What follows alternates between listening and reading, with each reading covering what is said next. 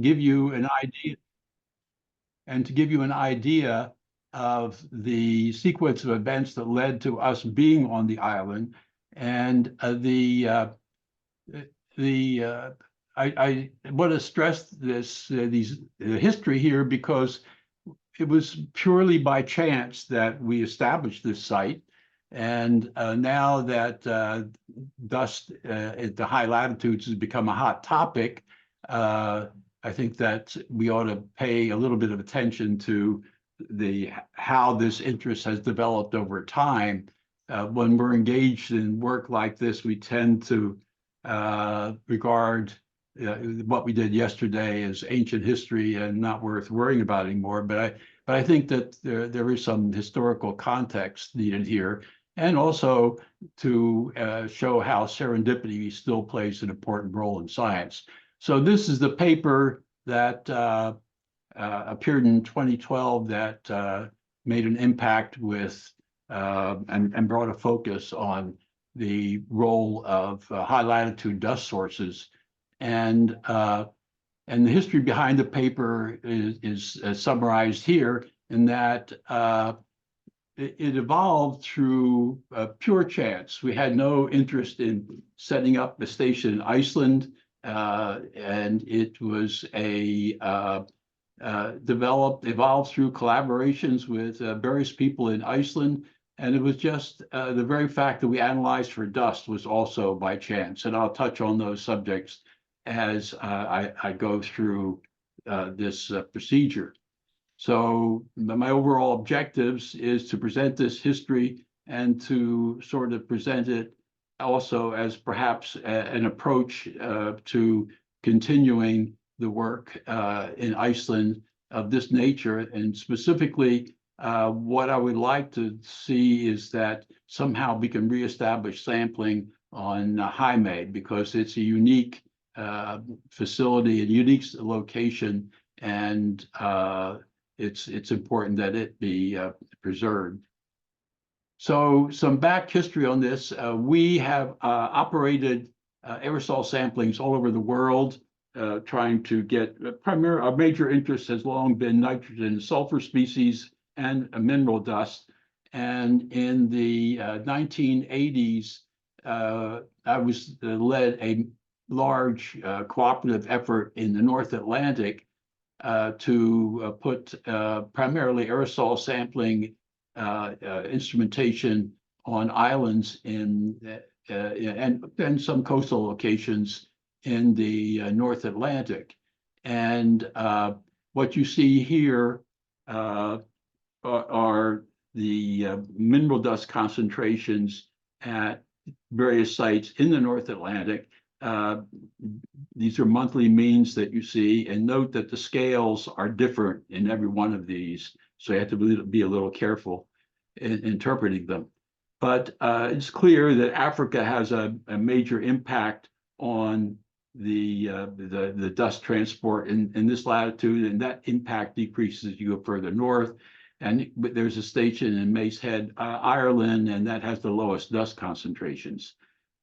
So these broad arrows here sort of give an indication of major transport paths, but I won't take them too seriously. So this work began, as I said, in the 1980s, and it was very productive and brought a lot of focus on the African dust transport problem.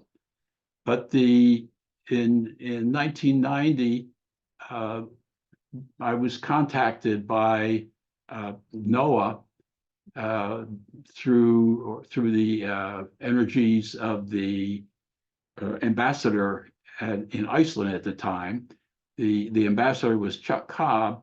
He was a very wealthy investor, industrialist, very impressive guy. He was associated with Disney, and he had a very interesting resume. You can read him in Wikipedia. So he was appointed by George Herbert Bush to be the ambassador to Iceland. And I note in passing that he had an interest in environmental issues, and his wife also was an outdoors person, a sportswoman of considerable note, and she was a mountain climber. In fact, she was on a major Everest expedition, which ran into problems. But so both of them were quite interested in the environment in general, and the so at that time there was an effort emanating from Iceland to establish a center for high latitude research, environmental research. And Cobb, that is the ambassador Cobb, took a very energetic interest in this effort. And he reached out to the various American scientists who might want to participate in such work. And because he was, because of his contacts with NOAA, and because I was the director of a NOAA cooperative institute in Miami, and NOAA was in general aware of my general nature of my work, they appointed me to be the representative of NOAA at those meetings to discuss possible science. So and that is the way that this whole situation evolved. So this is Jaime, the island of Jaime, and the site that we occupy is at the very southern tip of Jaime, right here. Fantastic site. This is a view looking south. The mainland of Iceland is in the distance, and there's a lighthouse here, which you can barely see, and a transmission tower of some sort. So this became our sampling site. So it's one of the most beautiful. I put up samplers in a lot of beautiful places, but this is certainly one of the tops. So at the lighthouse, this is the lighthouse keeper's house. There's the lighthouse, the light. These are my aerosol samplers here. There's some other samplers that are located here. Surtsey is in the distance here. I have one or two of those Surtsey. I'm not sure which. But we had a very close collaboration with the Meteorological Service on Iceland, and they assumed the primary responsibility for helping us set up the site and maintain it. So this is the aerosol sampler. You see the lighthouse in the background. This is the lighthouse keeper who's been there since 1965. He only recently retired. The guy is quite interesting. He's a world-class bird observer, and he was famous amongst the bird watching community. He has an incredible list of birds that he's seen, because a lot of birds come to the island. And this is this gentleman Elvar is with the Met Service, so he's the guy that runs back and forth to the island and maintains the Met equipment and other equipment at the site. So there is the aerosol sampler. It's just a simple high vol. This is our standard remote sampler. We have about 30 or 40 of these that we had out in the field at one time, primarily in ocean regions. So it's a little different because we have a snow shield built over the pump section of the sampler. That's a problem we don't have in our tropical sites. So these are very sturdy. And in this case, this is the Iceland sampler, about 15 years of exposure. So this initial effort resulted in a paper where we analyzed the sulfur and nitrogen species, because, as I said, we didn't expect much dust from Iceland, and so they were run in our normal routine. We would analyze dust, and the reason that dust eventually got analyzed in our samples was purely by mistake. As I said, we have samplers all over the global ocean, and these filters just come streaming into the laboratory, and they go through a production line, and inadvertently, the laboratory technicians started to analyze these samples by dust, and that's when we saw the striking concentrations of dust that we later would attribute to deflation from proglacial deposits on Iceland. But the first paper that we put out had to do with nitrogen and sulfur species, and I'm not going to go through these figures here, but the top, even I have trouble reading it. So the top is nitrate, the second is non-sea salt sulfate, MSA, ammonium, sodium, and temperature. It's quite one of the most striking things about the sulfur species is the strong seasonal cycle of methane sulfonic acid. It's really quite remarkable. But we do see spikes in nitrate and sulfate, which we can attribute to transport from primarily from Europe, some from the US, but we can associate some of these major spikes with transport across the poles. And if you go through the work of matching up these spikes with the temperature record, you can see that some of the really large spikes are associated with extremely cold temperatures, which we interpret as transport across the polar regions. At this time, there were no good models for backtracking these transport events, but it might be worth taking a look at that issue again. And here you see the monthly mean values for these same species, and again, it's quite notable the strong MSA seasonal issue, seasonally strong MSA emissions. So it was then as a result of the mistake by the technician that we started to get dust data, and it was quite striking to see the record. Initially, we had thought there'd be a problem with local dust sources from the island of Jaime itself, but it was quite clear that even under strong wind conditions, over a lot of the record, there was no dust. That is strong wind from the ocean, and so that Jaime itself was really not a source. So these big spikes then clearly had to come from the island, from Iceland itself.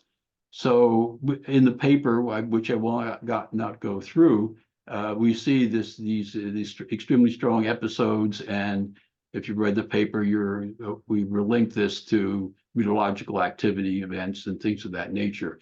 So and this is the one particularly famous event in October the 5th in November 2004, where we had concentrations of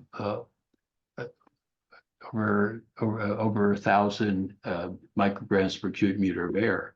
So that was pretty. This is this event here, and looking at the satellite images, it really struck me how the dust was so clearly associated with specific, essentially point sources, which is what we see in arid environments.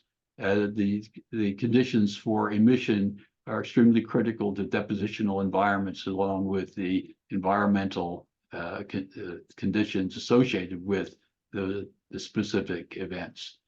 And you can see the dust trailing to considerable distances, and there are other events here as well. So this very localized emission was intriguing, and it was immediately clear that there should be an interest in how these surfaces, the proglacial deposits, became activated, and what specific properties are characteristic of these hot spots in these emission sources.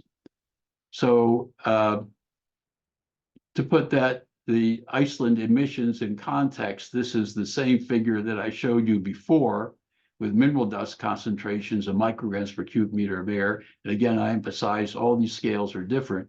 And also there's a caveat here that, that this source is clearly directly impacted by Iceland. So it's the size distribution is going to be heavily weighted towards larger particles, but nonetheless, the concentrations at Jaime are quite substantial, and this raised the question of what significance might this transport be to the chemical processes and the chemical and biological processes in the ocean. So the Iceland sort of completes the picture for the North Atlantic, and it poses the question of how these will change with changing climate. In Barbados, we see a very high variability from year to year in transport of dust from North Africa, and we can associate this variability with ENSO events, and also the rainfall variability, which is linked, of course, to a degree with the nature of the ENSO events themselves. So we can see a very clear signal in the tropical Atlantic and the Caribbean from this variability, climate variability in Africa. And it would be interesting to see how this southern transport out of Iceland might change with time as well. So that is why I'm particularly interested in seeing that measurements on Jaime continue.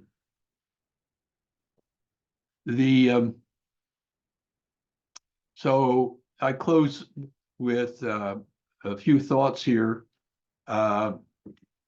The location is ideal for looking at the emissions from Iceland. Of course, it's going to be impacted by how close the specific sources are to Jaime and the winds and things of that nature. But I think that by looking at the PM 2.5 PM10, you can get some indication of the response of the soils to the dust generating events, and that this might enable one to model the longer range transport to the Atlantic. So it would be good. Excuse me.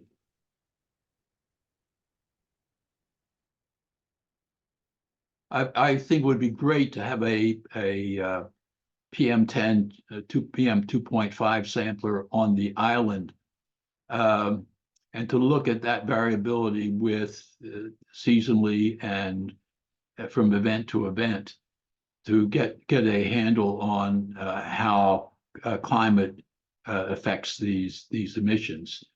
But the prospects are not good. They've closed down the operation at the lighthouse, and indeed the lighthouse itself. I mean, the lighthouse is operative, but they don't have a keeper anymore, I don't think. And some of the buildings have been sold to a local businessman, but the lighthouse itself is still government property. And so there's still a foothold there. So the question is then, how might we get this operation going again? And one of the things I see here, one of the things we might want to consider is having ice dust become involved with trying to motivate establishing such an operation. So I recently went to the website, and I was very impressed by the number of people and organizations that were signed on to this. And I mean, I was overwhelmed, actually. And it seems to me that this is a rather persuasive group of institutions and individuals, and perhaps something could be done with this on an international scale. But I would hope that this could become a subject of discussion amongst the community, the high latitude dust community. And one final point. Yesterday, I wondered if Iceland had any PM10, PM2.5 samplers, and apparently they do, but the website is very chaotic, and I looked at some of the data, and it doesn't make any sense. I mean, this may reflect reality, but this is one of the sites near Reykjavik, and I have a number of graphs just like this, but the point is that the PM10, PM2.5, PM1 just don't show any relationship to one another at all. And that's really, really weird. So I think that we have to, someone should look into what's going on with those sort of samplers and just see what can be done by perhaps getting the Iceland Met Service, whoever's in charge of air quality work, to put one on Heimei. But it seems to me there is a real problem with the data. The website itself is pretty clumsy. So with that, I thank you, and I will take any questions. This is, by the way, this is the famous 5th of October 2004 dust storm. This is the plumes coming out, the beautiful system here. And one of the things I'm always curious about is whether on the west coast of Ireland, they can pick up dust events coming out of Iceland. They should be able to see that. So thank you.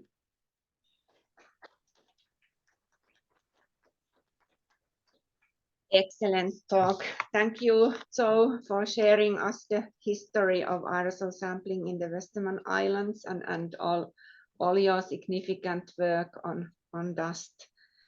Yes, so we are very happy to have you here.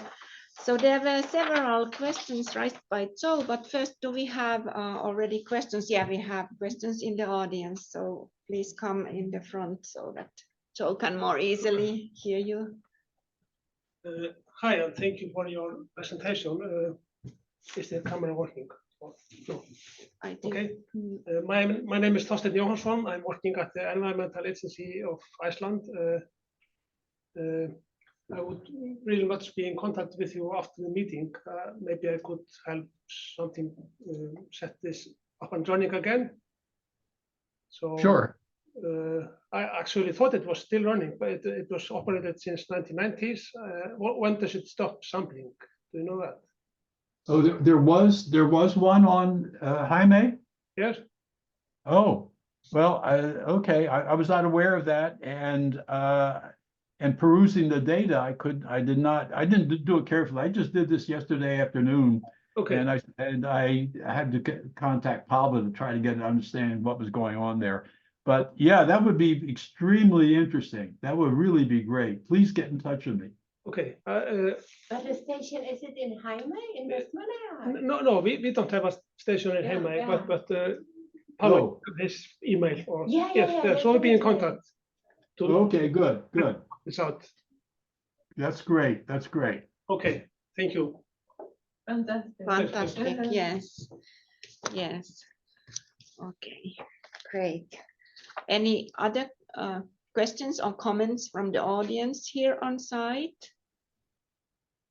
And maybe online, if you want to ask, you can just ask or write in the chat as well. You are welcome to write in the chat also your questions. So Pavla, I have one more comment. I have thousands of filters from that site on Jaime, and you know, we only use a small aliquot to analyze for these species of interest to us. So there is considerable material left over from each of these filters.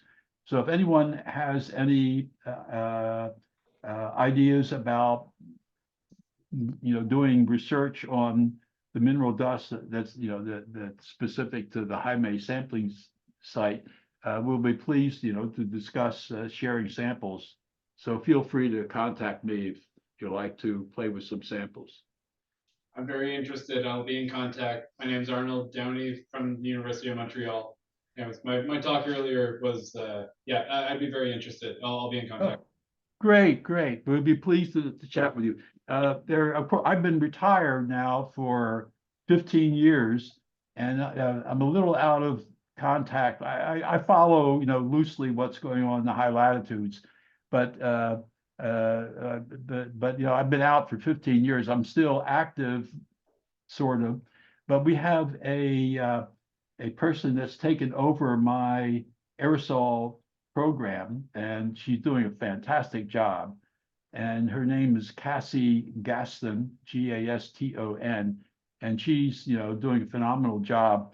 So she'll be glad to. So you contact me, and I will advise Cassie of your interest, and together we can discuss what we might do with those samples.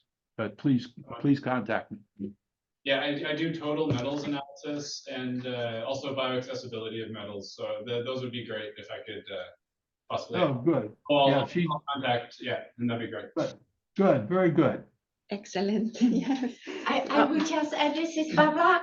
So Konrad Gangler, who is also hopefully online, did have his setup in Jaime, I think, during the Hilda project, which was, I guess, 2 years ago. So if I'm not sure at the end if he managed to measure something, but that would be maybe some continuation of your long-term measurements there. But yeah, he's not, or is he there, Konrad? Yeah, I can shortly comment. It was only a size distribution measurement which we had there, because we were not able to place a sampler at this place. Oh, okay.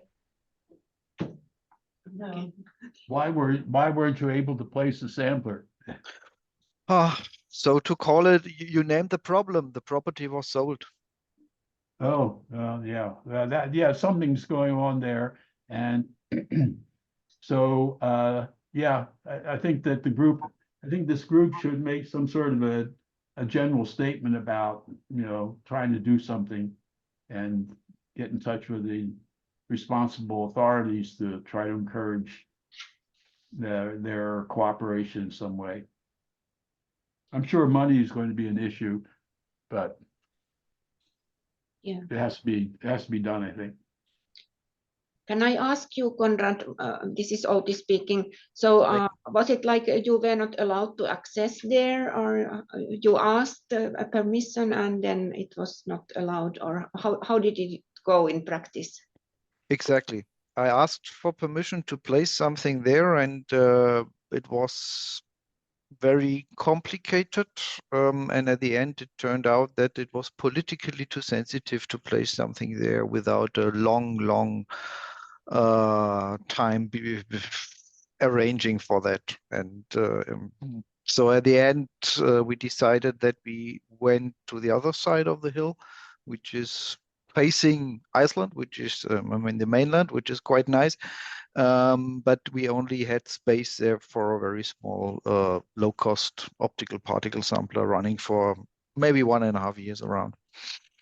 There was a woman at the Met Office, Joanna Thorlasius, who is now recently retired, but she has been extremely cooperative with me and really a lovely person. And she might be able to give you an inside picture of what's going on. Yeah, I got some information that it was a problem with the people who which actually bought the property, that they are kind of high ranked and that they don't want to be disturbed.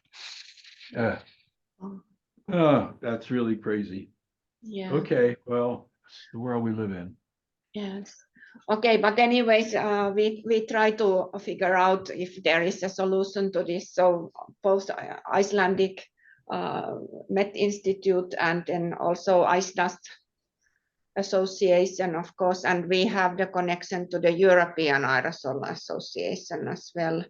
So we will do the best we can and keep you informed, of course, what is going on. So let's Have you spoken with the landowner in any detail, or maybe, you know, you could have a group session with him explaining how unique the environment is from, you know, our standpoint and climate change, all that sort of stuff.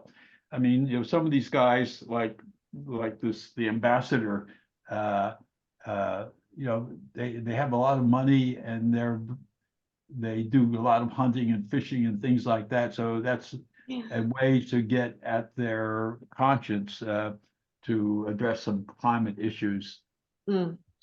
Yes, yes, yes. Certainly, we will approach the landowners, and also there is one project we have at FMI Finland that we are supposed to prepare a policy brief for Arctic issues related to dust. So we will definitely mention this. So it will go to the Finland's Ministry of Foreign Affairs, and I think they will deliver this idea further because they asked us to do the policy brief in English. So I have previously done one policy brief for Finland, and that was in Finnish.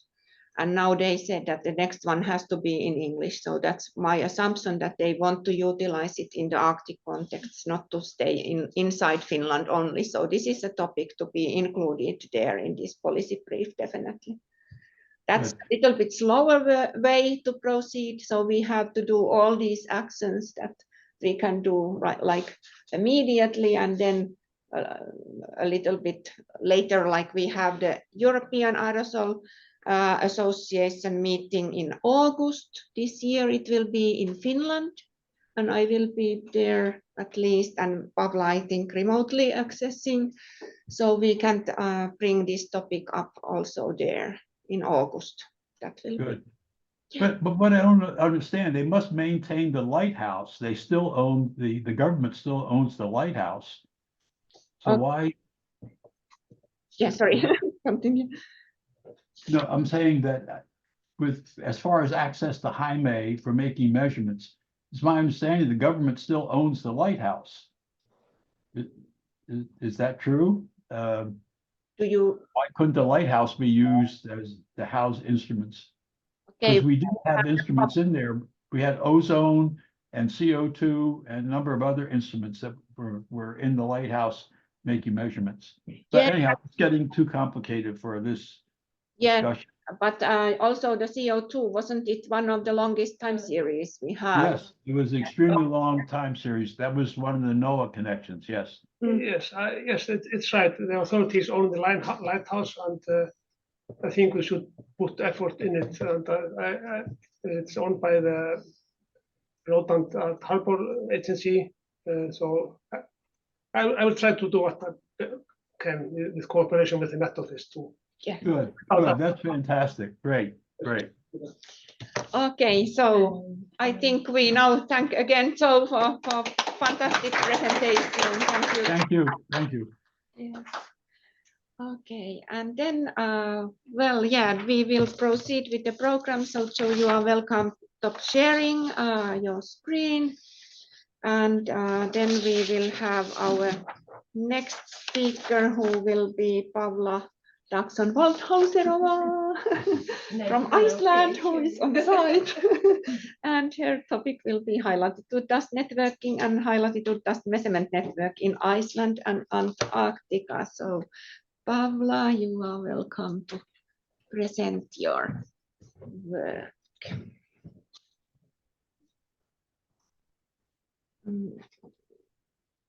No, this one, maybe 3, 2, 3. Is it 3? Yes. Isn't it? Yeah. And then sharing. Share screen. And it was here. No, this one. Okay, I'm not used to that. Like either. Yeah. And then this one. Okay, thank you. Welcome.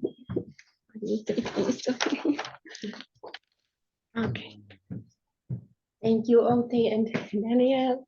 I know we have now a quite remarkable delay, and I know my talk is not the shortest, so maybe stop me in the house, but I hope it's okay for all the attendees. So as Oti mentioned, I will talk first about the high latitude dust networking, at least which is in our networks, and latest measurements in Iceland and Antarctica. So let's start with the networks. This is just a summary, and that people understand where the high latitude dust has its fingers, or how to say that. So the World Meteorological Organization is one of the 19 members of the UN United Nations Conventions to combat desertification. And part of it is so-called WMSDS-WOS, which is a World Meteorological Organization Sand and Duster Warning Advisory and Assistance System. And Iceland is part of this. And also this WMO-SDS-WOS has 3 nodes around the world. So the part where Iceland belongs is actually the one for Northern Africa, Middle East, and Europe, so-called NAMI node.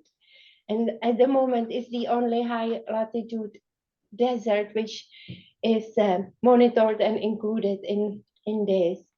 But we know the high latitude deserts are not only in Iceland, but all over the northern, but also southern hemisphere. So it's some future topics to include also to these networks. And for our, let's say, smaller networks, we have at the moment active the ICEDAS Association, which is the member aerosol association of the also European Aerosol Assembly since 2022. And then it's also this UArctic thematic network on high latitude dust. And in past, and our like pioneers in this research were the high latitude and cold climate dust networks from the United Kingdom, and in cooperation with several states. So this is just a shortcut to show the Icelandic Aerosol and Dust Association. We always meet in February, like today, on the high latitude dust workshops. And at the moment, there are more than 110 members from 52 research institutions in 21 countries. And there are over 60 publications on high latitude dust, at least around the network. And here is just to show that the ICEDAS is a member aerosol association around these 12 European aerosol associations in the EAA, European Aerosol Assembly. And if you are more interested in the activities of the UArctic network on high latitude dust, you can find it among the other networks on the UArctic website. And that's only focused for those UArctic members, so rather Nordic, while ICEDAS is really spread it all around the globe. But we have also non-UArctic, of course, institution in this network. It has been just created last year, so we hope for future projects, and especially focus on education projects related things. So now about the high latitude dust sources, and I can go really quickly because Auti showed it in the morning. So there has been this updated paper showing from 2022, which was led by Auti, showing where the high latitude dust sources. So both in both in northern and southern hemisphere. And the big thing about this paper is that not only that it shows the active high latitude dust sources areas, which in terms of very active years could be over 1 million square kilometers, and still excluding Antarctica, but that's in terms of several 100,000 of kilometers because of the ice-free areas. And the estimate is 1 to 5% of the global dust budget comes from these areas. And the second part of the paper is the summary of high latitude dust climate impacts, really important, from clouds, glaciers, marine environments, health, and all together.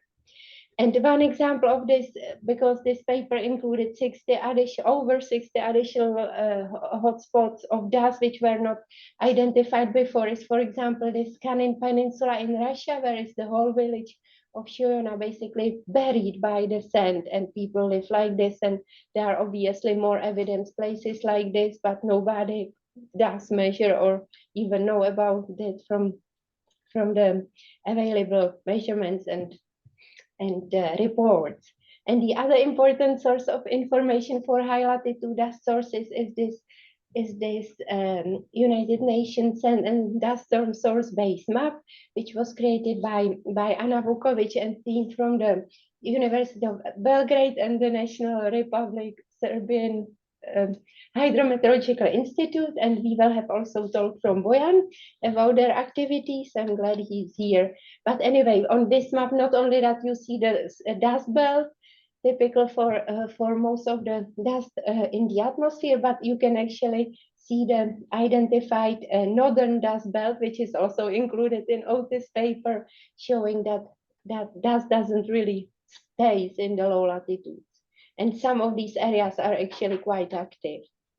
But looking at the Arctic, there was this paper by the colleagues from the Norwegian Climate and Air Research Institute, and that shows that the high latitude dust, at least in the Arctic, is about less than 1/3, because the majority still comes from the sources in Asia and Africa due to long-range transport. So here is the paper, and very important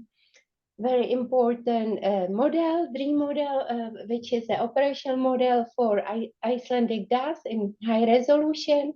And you can see that on the website, and also study in the paper about the sources. Bojan will talk about it tomorrow. And you can basically find it on the WMSDS old website, and hopefully it will be implemented in the new Barcelona website. And then I'm showing Selam here as well, because it's also showing dust in circumpolar regions, and as the only model actually shows the low latitude southern hemisphere dust, especially from Patagonia to Antarctica. And we are always updating the publication list on the IceDust website, so feel free to visit it and find the newest publications on the dust. And I was really glad that Joe asked about the long-range transport of Icelandic dust, because indeed there is a paper from Ireland already from the year 2009, I guess, by Judita Ovendijk.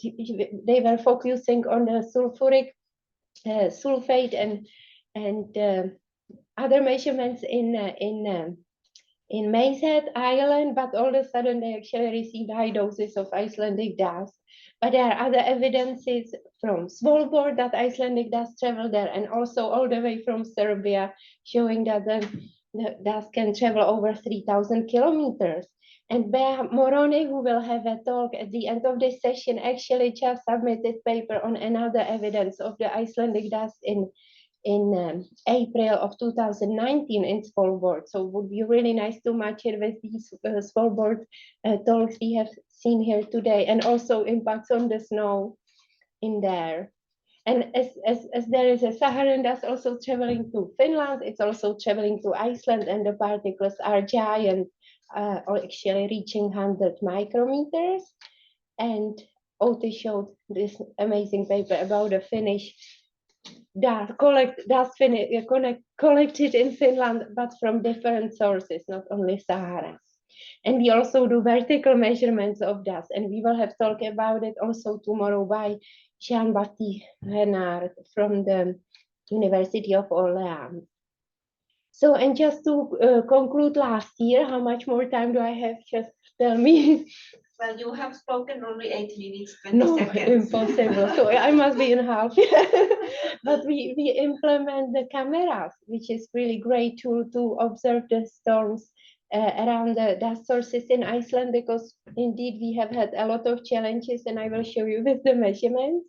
So on this map, you can see the green dust hotspots and our camera images from there. And yeah, at the end, actually, one of the pictures was chosen by the NASA Globe Observer to maintain the citizen science, people sending images for the statistics of different clouds, and dust storms are included there. But the events in Iceland are very various. We can have an extreme erosion event where dust is mixed with volcanic ash, like in 2010. We have also snow dust storm, and we have also dust storms when there is no wind, it's extremely wet, and the only driver is actually the solar heating of the dark surfaces. And in 2021, we have had here this amazing, largest high latitude dust field campaign in cooperation with 11 colleagues from 11 institutions from all around different states, but mainly from Barcelona Supercomputing Center and Darmstadt University, Karlsruhe University, and many other institutes. And these measurements are finally, first of them have been submitted this year. So I'm looking forward next high latitude dust workshop, we will see the results. And this is just to show from this campaign where is the dust coming from, because in one afternoon flood you can get extra 25 centimeters of this fine sediment. So it's an unlimited source. And what our part of the team measured was with the dust track DRX, and some of the PM10 concentrations indeed exceeded several thousands of micrograms per cubic meter per minute. And then we had this light aerosol optical counters, which also hourly for PM10 reached almost 1000. And from there, we have also the optical properties, which is nice for different sizes, but not published yet. Yeah, still working with the data. But we always return there. So I was there back in 2022, and we had really nice measurements. And absolutely big shock was this year in summer, but we had no dust for 5 days. That has never happened there. So it was really exciting. But the day we were leaving, of course, 1st of September, there was a massive dust storm. So all it starts after that. And we left our instrument in Mödrudalur. So it's a 3-instrument network we are now having under the CAMS project, National Collaboration Project of Copernicus Atmospheric Monitoring System. And one station, as you can see, is northeast and 2 in south. And every station has implemented 2 instruments. And one, for example, here in Landeia Sandur the condition was so tough that it was actually buried by sand just in 1.5 months. So I had to replace it, and it's gonna be a little bit farther from the source because these conditions are impossible to measure. This is the storm which caused it. And this is the example of data we have, for example, from Mirar, which is south of Myrdal Sandur, and you can see the winter is also quite active in the dust emissions. This is the storm. And for that, we have also the other instrument, light aerosol optical counter. The brown, for example, is for the dust here. And the result of this project will be that there is gonna be an internet website and web app, which is hopefully gonna show the data from our in-situ station, data from CAMS, and data. Hopefully we can actually integrate different data. So if the Environmental Agency of Iceland would agree, we could add their data too, and dream model. So have it all there. And I'm also contributing to Antarctica measurements, and light aerosol optical counter is there. And I really always like to show this image of this beautiful clean air in Antarctica. So James Ross Island is at the tip of Antarctic Peninsula. And basically, back in 2018, we published this paper, which showed that the conditions there are actually, when it comes to long-term PM10 over summer, similar to background station in Northern Europe, like Norway or Finland. No, that was Norway and Sweden, sorry. But then it came that we had these storms which came in really dry summer of 2021, and these conditions show that the actually air quality with the PM10 inlet was actually stuck. So we had to recalculate the concentration based on the data from 2018. But PM 2.5 and 1 were okay. And these measurements show that the means over the summer were actually similar to the most polluted cities in Europe, like London, Madrid, Barcelona. And again, the optical properties of these volcanic materials are really highly absorbing. And this is just to show the impact. Steinun showed us this unbelievable event of July 2022. My camera lenses were totally broken. 1 minute, yes. And this is what happened in March 2023. So we can expect that happen again. These snow dust storms are indeed repeating. The black thing is snow. It's not a dune, it's a snow. And we try to also do similar measurements with dirty snow in Lapland with Outi and Aki Virkula from FMI. And of course, there was also Hans Mosmiller joining us from the Desert Research Institute in Reno. And I believe these comparisons between the organic carbon and black carbon and the sand have different sands, not only the Icelandic, but also, for example, pure hematite will be very interesting to see. But yeah, it takes time. And yeah, I'm also part of the Planet Watch by NLab, so you can see how quickly the Icelandic glaciers are melting on this website. And we have this opened issue at Frontier, so feel free to submit your paper in this special issue on the impurities, but also atmospheric cryospheric interaction in high latitudes. That was the last one.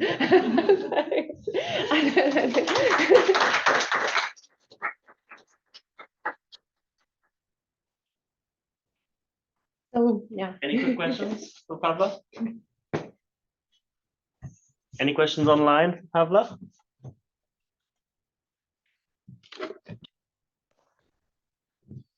Alrighty, we're going to move on to the next presenter. So I'm going to ask Celia to come up.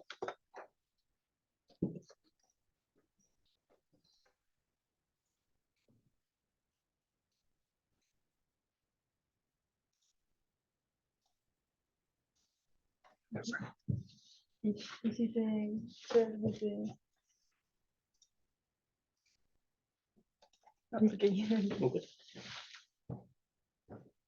So good afternoon. My name is Celia Herrero. I came from the Atmospheric Optic Group at the University of Valladolid. I'm a PhD student, and I want to present this work about CACENET, a new system that integrates photometer and ceilometer measurements for continuous columnar and vertical aerosol properties.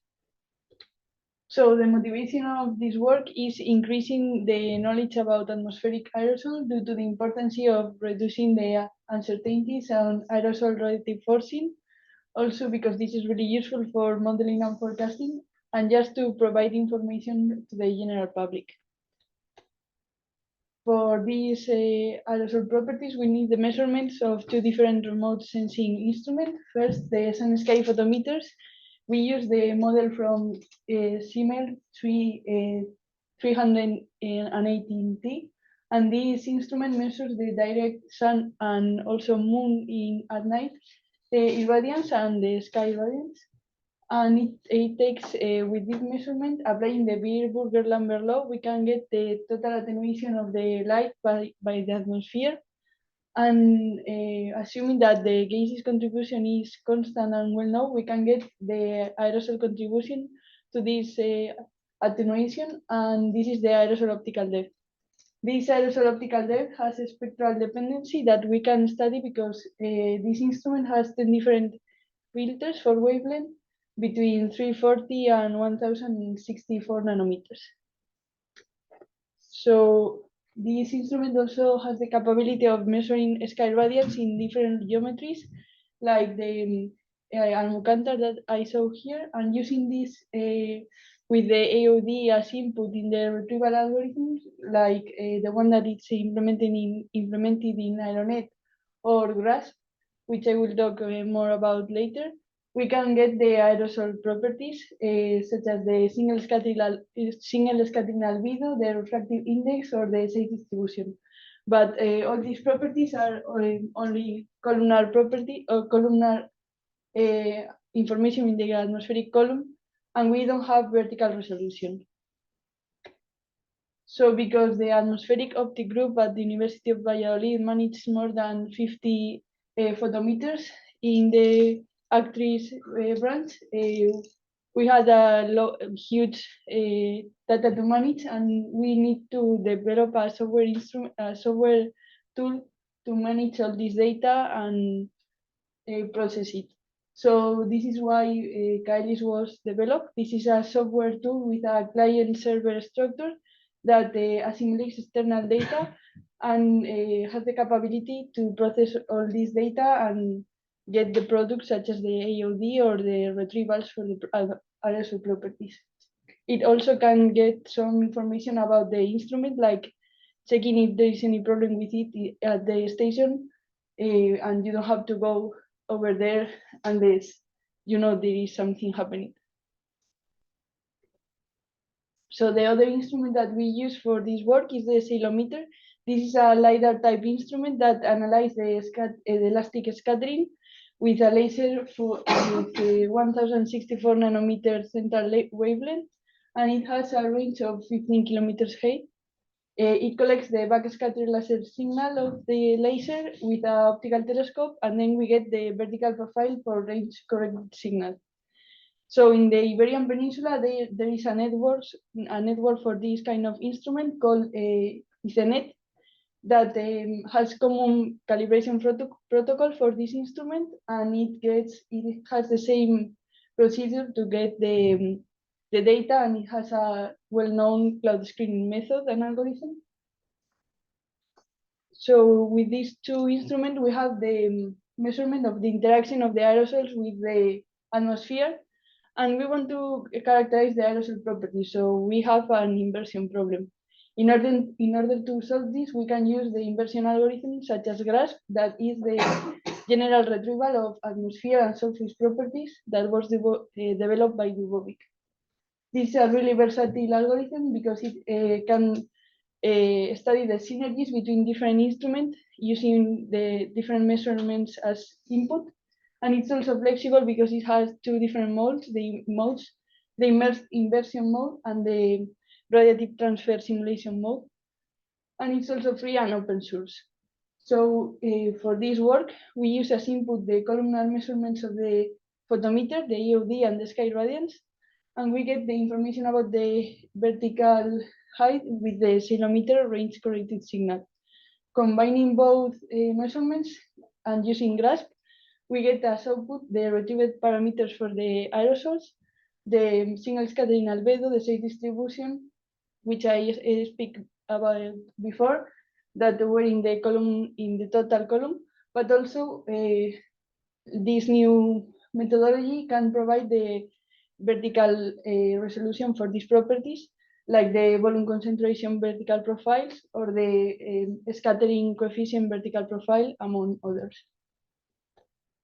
So because we think that all this is really useful, we have the Kaelis photometer measurements process in near real time with a well-known and defined cloud screen algorithm and traceability of the data.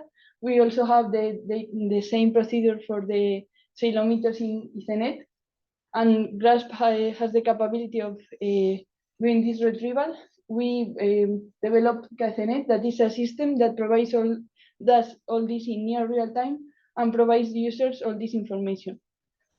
For now, ICENET stations are only in the Iberian Peninsula and the Canary Islands, and we have tested all this information with different desert dust aerosol transport event to the Iberian Peninsula, but also with the transport of the Canada forest fire of last summer to Europe. And we see that all this information is really important for studying all these events. And for this work, we wanted to implement this methodology to a high latitude station.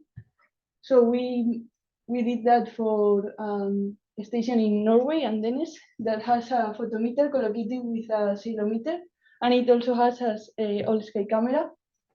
In this station, there is a data series since 2002, and the overall average of AOD at 500 nanometer is 0.73. So it's low AOD values compared to other stations. And we see that on May 31st, 2020, there was an increase in AOD values with low spectral dependency. These AOD values were associated with the coarse mode, and we see that they also have low Armstrong exponent values, as well as the size distribution has maximum values around 1 micrometer radius. Taking the information for the vertical profiles with the ceilometer, we see that the volume concentration has a maximum value around 4 kilometers above sea level, and that the quick look for the backscattering signal that the ceilometer is receiving between those hours after 10 a.m. and before 13 p.m. has cloudless conditions, and we see something around here that may be that the aerosol. So Casenet also can provide the coefficient for extinction, scattering, absorption, and backscattering, and we see the same layer structure as in the volume concentration, and we see some high absorption values. And we may think that this is related with some coarse mode aerosol, but we are not sure. So the conclusion of this work is that Casenet is a really useful system that takes advantage of all this information in the vertical and the column, and GRASP help us get the properties of the aerosol properties, and this is all in near real time, which is really useful. And we have analyzed an event, but this could be useful for analyzing other events that you may want to check. And the outlooks of this work is expanding Casenet network stations for now in the Iberian Peninsula, but we want to do this in the North Pole and in Antarctica, and also in other stations that has a sailorometer that may be in the profile network or that have micropulse LiDAR, and also want to use this in the study of aerosol vertical radiative forcing. So thank you.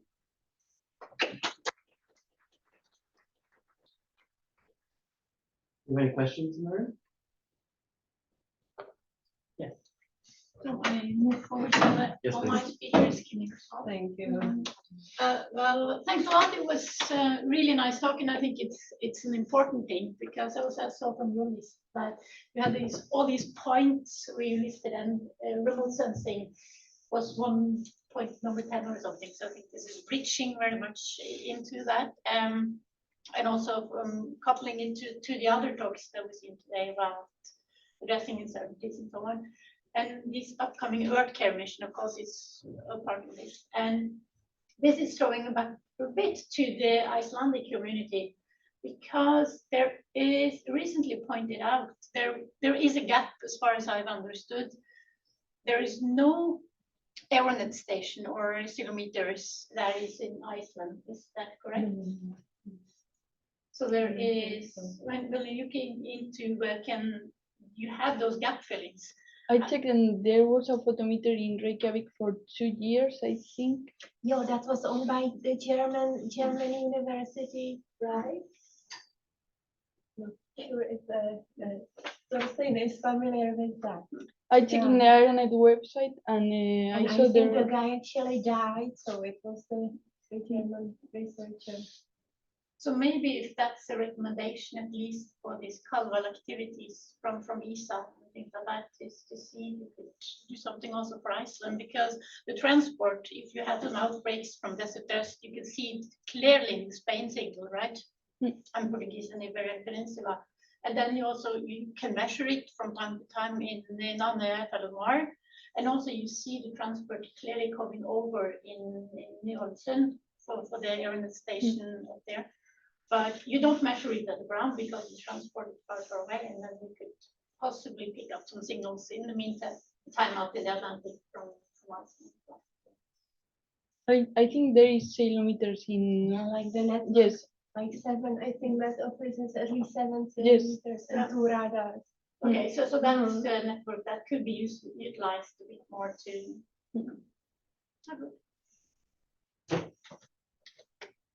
Any other questions in the room? Online, do we have any questions, Cecilia? Sorry. Yes, I forgot. I don't see or hear any. Okay, so we're gonna move on. Thank you, Celia. Thank you. Next up, I believe, is Philip. Yeah. Hi. Just for people in the chat, just to give a heads up, we're approximately 20 minutes behind schedule. Just for that. But anyway, Philip, can you share your screen? Yes.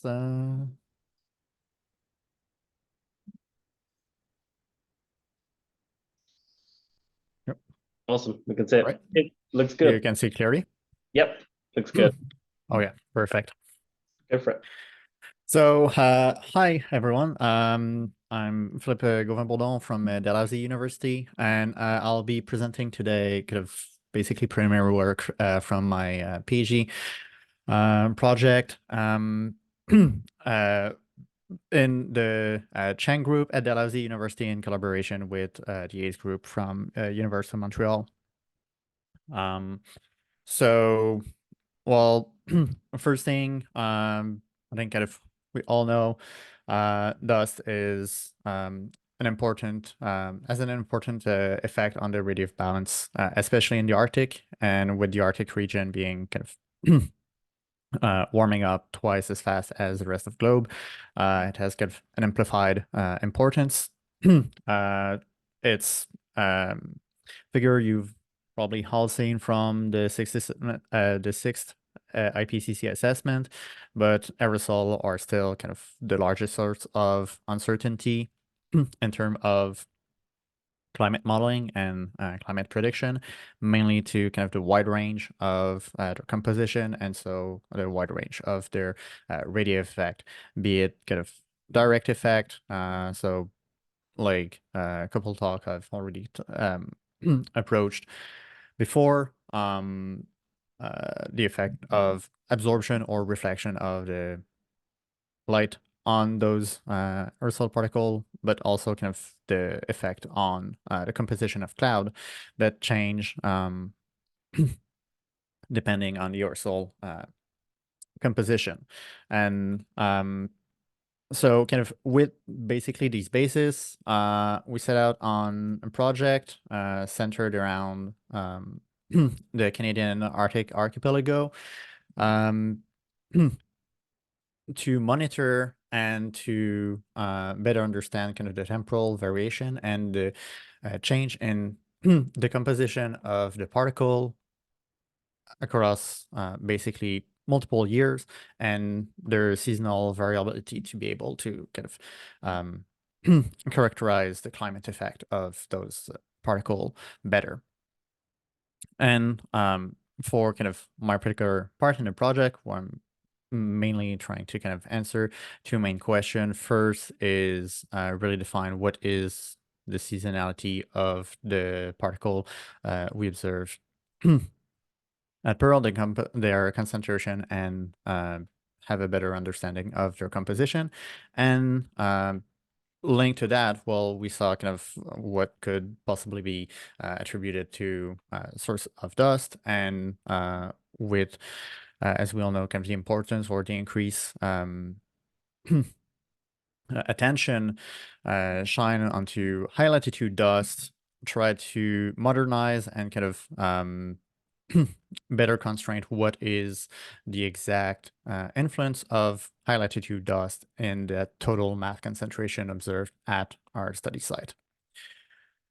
Just for context, so when I'm talking about the Pearl Station, it is a station on Ellesmere Island, the northernmost island of Canada. And you have basically the exact location here of the Ridge Lab. So we have kind of a stationary container lab up on a ridge, approximately 15 kilometers away from the Eureka weather station, where if you've ever worked with Aeronet, is basically where the sun photometers and kind of the LiDARs are installed for more optical measurement. But at the Ridge Lab, so at kind of a bit farther away and a bit higher up in altitude, we have some instruments that are kind of doing basically sampling of the air for kind of aerosol concentration, particle size concentration measurement. And so on the roof, we have an inlet that leads to the lab and feed basically particle to two main instruments. First, the SMPS that is sampling the smaller size of particle. And we also have an OPC that kind of will be the main focus here for this talk when we're interested with dust sampling particle from 0.3 micron to 10 micron approximately. We yeah, also had an APS, but it's kind of less important for now. And so collecting all this information, and we've been collecting data for the past 8 years now, some from 2015 to basically present day. I've started to look at what is the change in concentration and do kind of also over the 7-year monthly average of what are the particle size distribution observed at our site. And we can see here with that present figure that, well, the main point that kind of stood out for me looking at these figure is really the increase in the coarse mode particle observed at the station in the shoulder season, basically the spring and kind of autumn in the Arctic, compared to the Arctic winter or the Arctic summer that kind of generally don't see really any particle above 2 micron, or at least a way lower concentration. And so seeing these peak, we're interested in quantifying, okay, is there really possibly, or basically where those particle come from? And when we're talking basically here, the spikes are particle above 2 micron. Generally speaking, we attribute those type of particle to either sea spray or dust.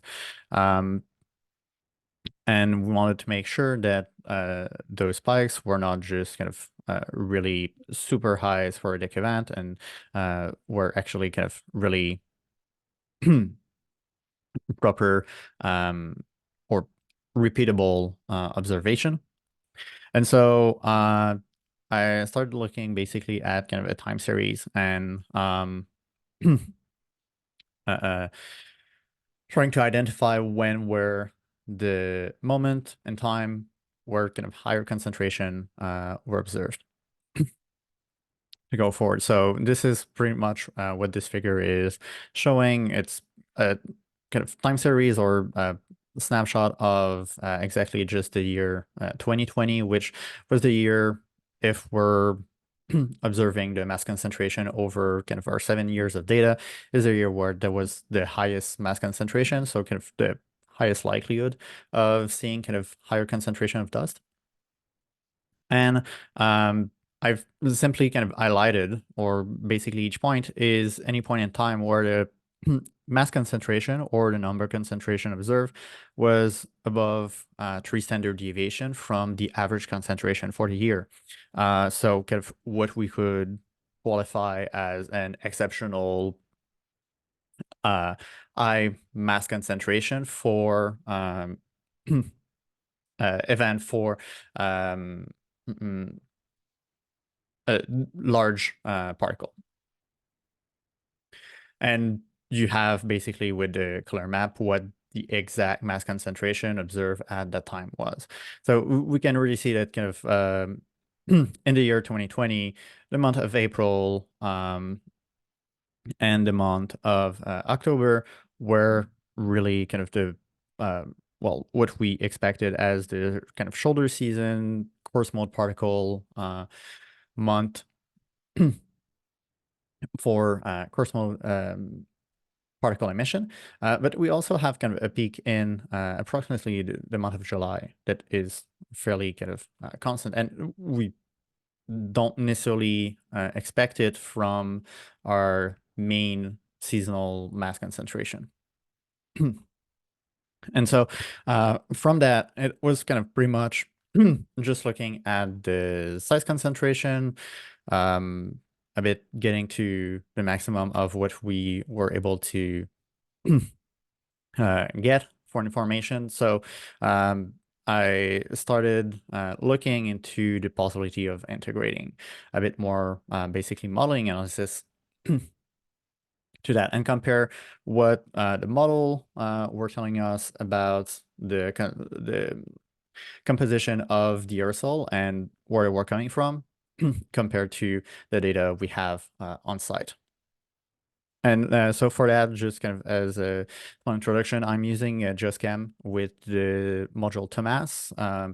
Main basically attraction of using that model is JustCam is a full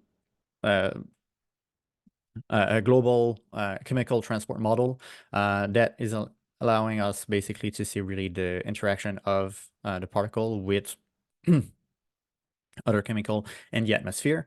And with the submodule Thomas, the Thomas module is specifically the two-moment aerosol sizer. It allows us to fully size resolve the distribution of the main 7 family of aerosol. And that include basically dust. You have kind of all the aerosol considered into mass there. And also with the newest version or the high performance version of that model, we're able to use what we call stretch grid. So the high performance version of JustCam is a parallelized version of the model simply, and it split the globe into 6 phases. But what we're able to do is to apply basically kind of a stretching factor to these phases where we focus on a specific phase, increasing the resolution of that specific phase and diminishing the resolution on the opposite phase. So if we have a more defined region of interest in our simulation, we're able to significantly increase the resolution of the simulation without compromising or without basically demanding too much extra computational power. And it still allows us to have the full global interaction or kind of the full global influence on our region. And so kind of here's the main kind of result over the pulsation for first looked at the month of April. So this is the vertical profile returned by a JustCam simulation showing that if we're comparing mainly for our particle size of interest, so the coarse mode, the sea salt, and the dust, we can see that the dust is definitely the type of particle where we're expecting the most contribution to our total mass concentration. But it's not necessarily dust being observed at the surface with kind of the dotted line at the bottom of the graph. The main concentration is coming from a bit higher up in the atmosphere, suggesting more long-range transport of the dust and less of a local influence. And if we're comparing that to the month of July, well, the dust contribution to the total mass concentration diminished greatly, and especially kind of at higher latitude. With the shrinking of the Arctic Circle, it's not really that surprising. But it still leaves us with kind of the question of, okay, this is a monthly mean, but where kind of our spike in the total mass concentration in the month of July observed in our time series would come from. And so what we did is also just spatially representing, okay, what is the transport of dust. And so this is kind of what that small video is showing is kind of the, well, first or preliminary simulation of the dust transport over our station, marked by the red star, over the year 2020. And now it passed quickly, but we can see in at the end of the month of April, approximately where we observed the really spikes in our time series. We can see a flume coming from Eurasia and over the weather station, and in the month of July. So sorry. Sorry, one more minute, please. Yes, and you can see that kind of in the summer, there's seems to be kind of a really diminishing of the concentration and clearing of the Arctic Circle, but there is a flume that is passing over, coming from dust from kind of the Middle East or kind of Southern Europe, approximately. So kind of would indicate that there is possibly the chance of having some spike in, or kind of some event in summer that aren't necessarily picked up by the monthly mean. And so going forward, kind of what our kind of main goal for the project is to continue basically working with the model and expand a bit its capacity for simulation, working with fine-tuning the offline version, because for now we're using basically simply kind of surface mapping and the meteorological field to simulate or basically estimate what the dust emission would be.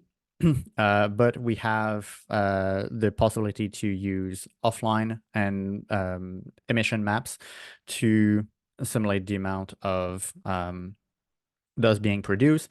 And generally speaking, those offline maps allows us to get a finer resolution of the emission, so more dust. And the main problem kind of right now is the model is not necessarily kind of in full accordance with what we observe at the site. So this is one of kind of the main the main goal of the project. In parallel, continuing to work on the analysis of the time series by doing a clustering analysis of the main mode, contributing to the average particle size concentration, but maybe allow us to kind of define if there's really specific dust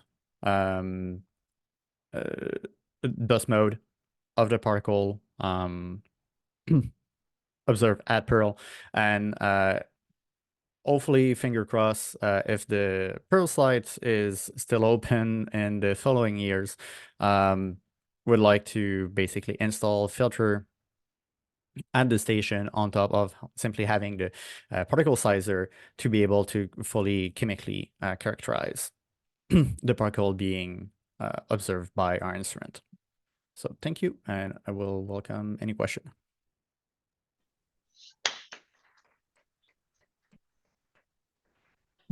Awesome, thank you, Philippe. We have time for maybe one quick question before we move on. Any questions in the room? Do we have any questions online for Philippe?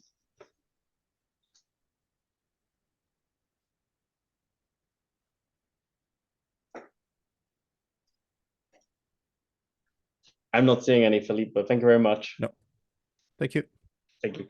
All right, great. Thanks for the presentation. Next for this section, we have Bia Maroni from Italy, who should be presenting online.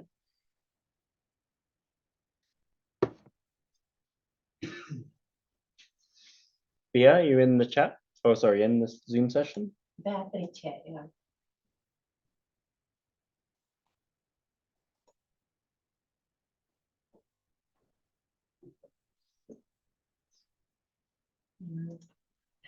I can see her in the chat. She's in there somewhere, huh? There are in the participants. Ah. She's there. Okay. Okay, can you share your slides, please?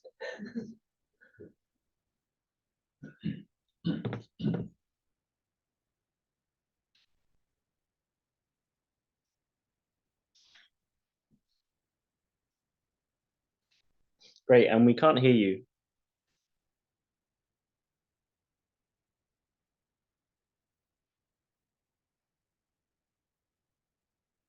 That's great. We see the slides.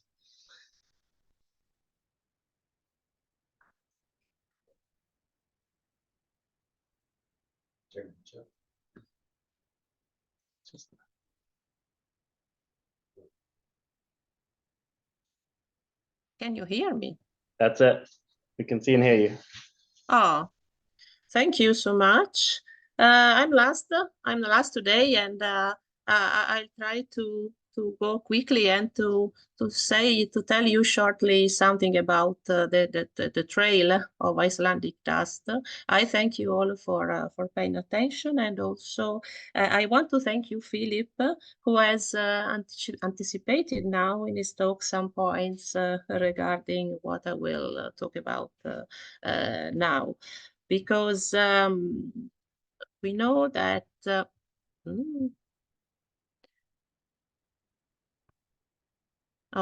we know that Iceland is the Europe's largest dust source, and with about 1/3 of dust days per year, and the spring and fall, which are the periods of highest dust production and emission. And also, finally, last but not least, the period from April to May spring is also the period in which dust storms occur, along with a main prevalent northward air mass transport. And to this aim, we have been studying the transport of sediment, of dust particles from Iceland. We have been studying them since quite a long time. And with our previous studies, we have already documented so far, as Pavla has already said 1 hour ago, about the presence in the samples in the Ålesund in Svalbard of metal oxide particles and a very few till now, glass and silicate particles, likely coming from Iceland. And in order to verify the existence and the usefulness of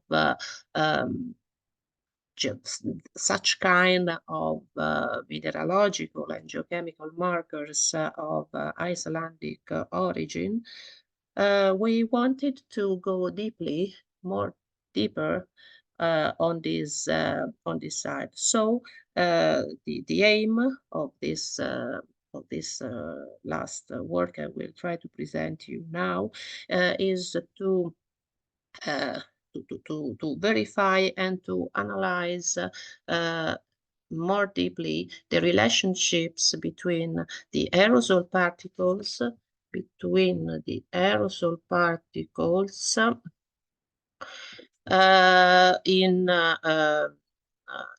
coming from dust particles coming from Iceland with aerosol samples in Ålesund.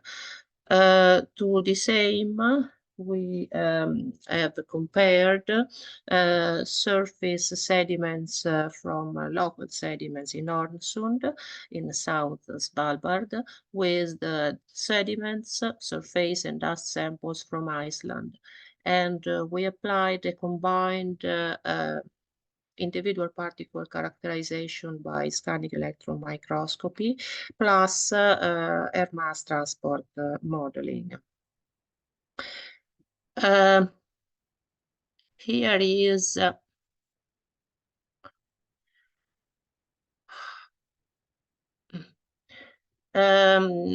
just to say something about sampling.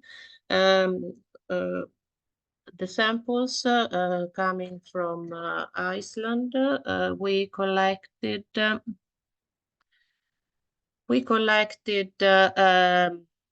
sediment samples in that period from 20 to 26 of August 2020, And we collected them in two of the main, or likely the main desert surfaces on Iceland, the Mýrdalssandur and the Indígesandur deserts.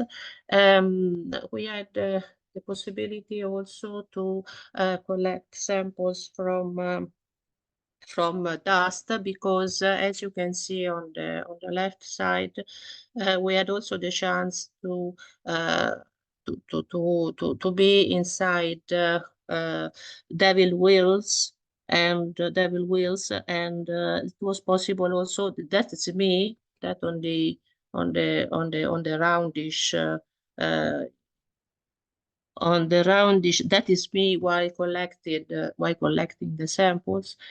And we made use of a cyclone and passive samplings, as you can see here. This is along the dust track monitor while making the sampling. And regarding the Örnsköldsvik samples, instead of that, we collected them in 2019. It was within a long period of sampling. You can see here in the picture that Örnsköldsvik Polar Station is a station located in the very south of Svalbard Island. And we collected both surface and aerosol samples. The surface samples we collected actually many surface samples, but here I will only speak about the closest samples, sediment samples we collected in the very proximity of the environmental chamber, where the sampler, the low volume sample on PEC filters, polycarbonate filters, was employed. So we had the possibility to collect sediment and dust samples in Iceland, and sediments and aerosol samples in Örnsköldsvik. The period under consideration in the while the collection of aerosols occurred in Örnsköldsvik was also very interesting, because this is a map representing the air mass transport, the backward trajectories in the whole period of sampling. That is from April 14 to May 11, 2019. And as you can see here, we have a main part coming from Greenland, some part from Iceland, and another part from Eurasia and the Siberian area. And a main part is also of local origin. But looking in more detail, you can see here we have the provenance, and because it was parameterized with the different regional sources for each of hourly back trajectories. And what we can see here is that there was quite a significant change in the provenance of air masses from the beginning of the sampling to the beginning of May, because in the first part we see a main provenance from Greenland, followed by Iceland. While from the beginning of May, we have a main transport coming from Russia in general. The regional provenance, the local or regional provenance, was quite important, very much important all over the period. So looking to this kind of both information, so we tried to put together the information and those informations, and particularly we wanted to find and to check if the composition of the volcanic dust from and sediments from Iceland should be well distinguished from local, Svalbard I mean, or other kind of dust. And so we tried to develop different kinds of plots and of representation. Here you see the characteristics of the sediments, I mean surface sediments and dust, as you can see on the right side, looking to the Iceland. And on the left side, we have the sediments, the local sediments from Svalbard. Looking to the composition, we have that the grains from Iceland are mostly consist of glass. We also have Reykjavik analysis on dust and on sediments, showing that we have 70 to 80% of glass as the main constituent. And it is followed by plagioclase, pyroxene, and metal-bearing minerals. The sediments are, of course, very sharp edges, have very sharp edges, and they are very fresh. On the opposite side, we have the sediments from Iceland, which are much more mature, and we see that they are mostly composed of quartz, feldspar, mica, chlorite, and accessory minerals. They are all very well in accordance with the mineralogical composition of the metamorphic complexes outcropping there. So we see that looking to the individual particle analysis in the tree plot in the middle, you see that we have the representation of all the particle types. We have the glass particles from Iceland, I mean in orange, the green particles which represent the feldspar, sheet silicates, and looking to the biotite and chlorides in the upper portion. And in the very upper part, we have the metal oxides and the silicates. The black points represent representative analysis of pyroxene and statite, augite, for example, biotite. They are standard analysis of particles. I have not told you that they are only some representative particles because I didn't want to over superimpose the particles on the tree plot. In any case, there are not differences between Myrtal Sandur and Tinju Sandur sediments, and no differences between feldspar coming from Iceland or Sund, and nor because of nor about the silicates. So at the very end, we can say that only glass can be actually considered a representative phase for distinguishing the Icelandic particles from the rest. And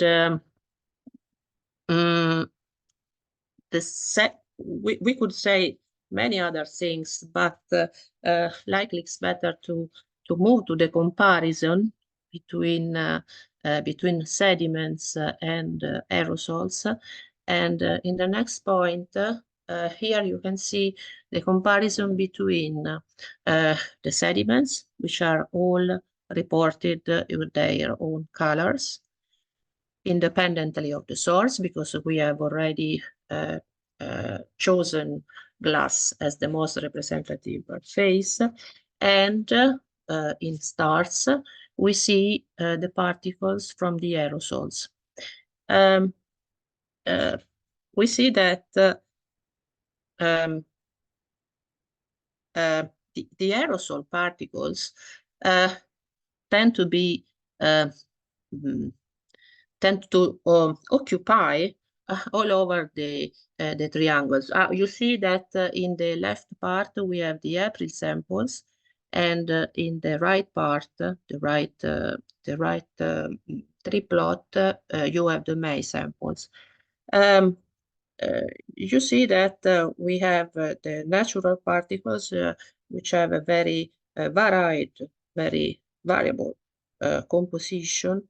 And one point which can be considered very interesting is that we do actually found, you see in the left side of the graph, some very few actually particles with a shape and composition which is compatible with the composition of the glass.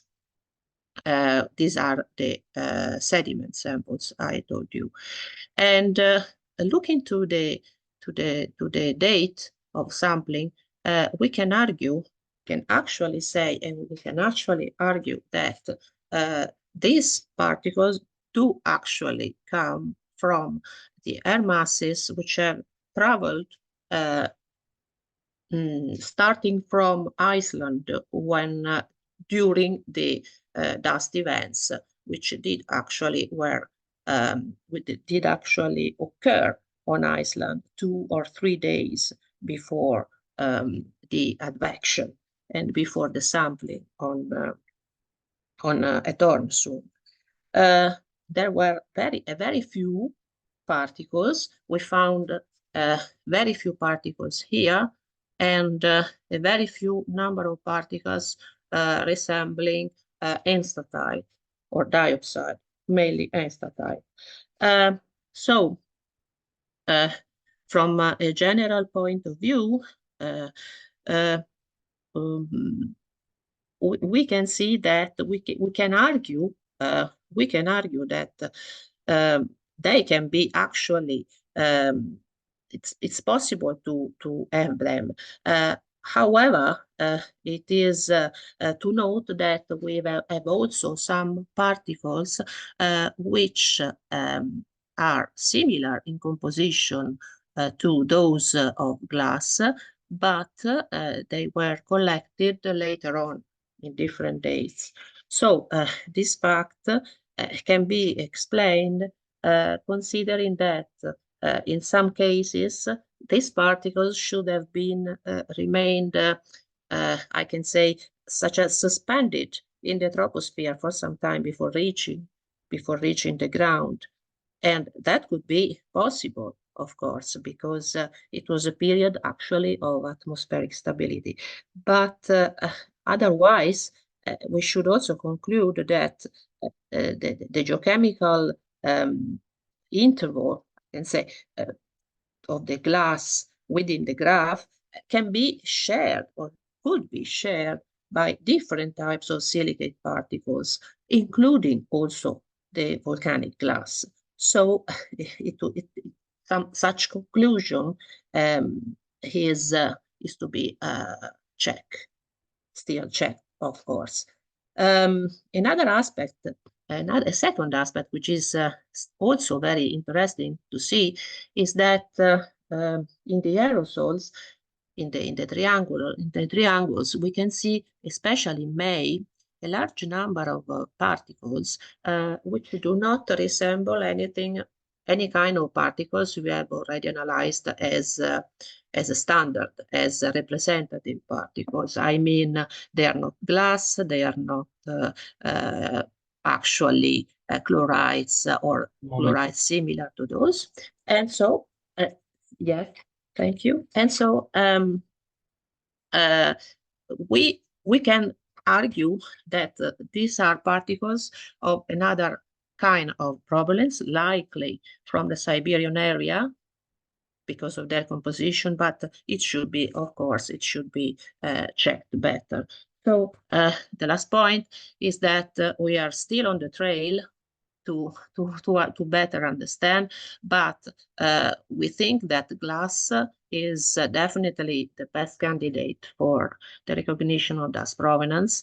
Of course, we have to go deeper on the study of development of other kinds of representative plots by combining particular, not only the quantitative chemical analysis of individual particles, but also image analysis on them. And of course, they have to be performed on hundreds of particles on larger population rather than 150 or 200 particles with appropriate statistics. And of course, last but not least, to add some more geochemical data to the geochemical data bank on the dust sources in the Arctic and the subarctic. I have finished. This is only to say that this short paper has been recently submitted for publication on a special issue regarding the morphochemical characterization of aerosols. I thank you for your patience, and I have finished. Thank you very much. Do you have any questions in the room?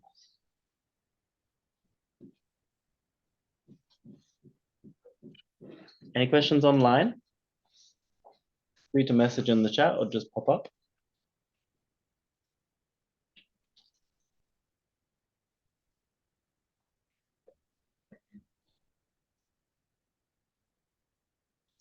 Okay, I don't see any questions, but thank you very much. Thank you. Alrighty, so that was the end of this round. Do you want to move on with a trimmed break again, or? Yeah, we have to have a break. Yeah. Thank you very much, very interesting. Yeah, so Bye, darling. bye. See you tomorrow. Yeah, we'll have more time tomorrow. Right. Bye. So, Bye. See you. so actually at the moment, for those who are not really interested to join the open meeting of the EU Arctic, which we will definitely postpone by at least 25 minutes, the workshop technically can now be considered as a exactly just enjoying coffee, little chats, and see the posters. So of course, who is not willing to take the part in the meeting, there is no pressure. I think we will take it very easy going. Depends also on the online participants. So I would basically start recording now and thank everybody online for nice times together.